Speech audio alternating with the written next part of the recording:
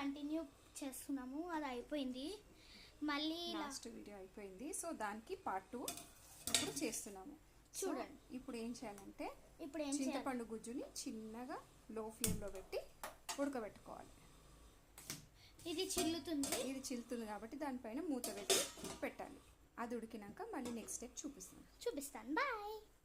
చూడండి next step, చింతపండు ఉడకబెట్టేసుకున్నాం, ఉడికిపోయింది. మా మమ్మీ నూనె దగ్గరికి రానియదు, అందుకే మా మమ్మీ చేస్తుంది. కొంచెం నూనె పోసుకోవాలి. ఇంత చిల్లుతుంది మెల్లగా.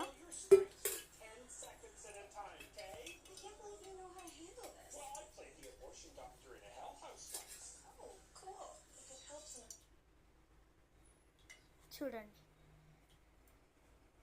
మళ్ళీ ఏంటంటే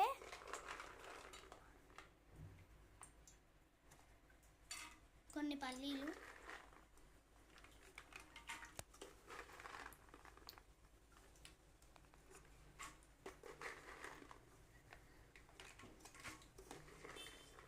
కొన్ని చాలా పల్లీలు వేసుకోండి. ఒకవేళ మీ పిల్లలు తింటా అంటే ఎక్కువ వేసుకోండి.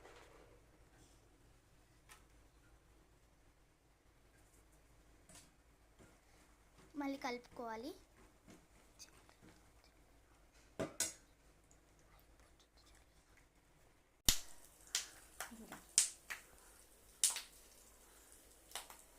మళ్ళీ శనగపప్పు చూసుకోండి కొలతలను.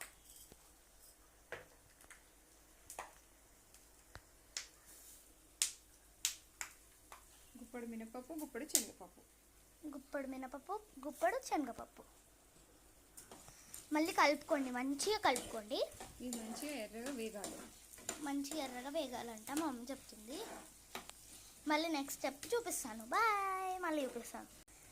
ఇప్పుడు దూరగా ఎంచుకున్నాక మళ్ళీ 10 to 11 ఎండుమిరపకాయలు వేసుకోవాలి. మళ్ళీ కొన్ని నల్ల మిరియాలు, మళ్ళీ మంచిగా కలుపుకోవాలి.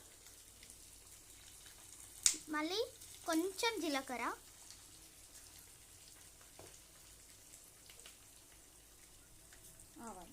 కొన్ని ఆవాలు, అన్నీ మంచిగా మిక్స్ చేసుకోవాలి.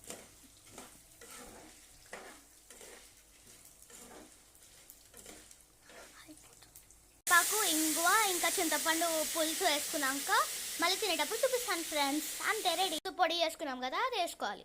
పాత్ర పెడతాను చూడండి. బాయ్. మళ్ళీ చూడండి పాత్ర.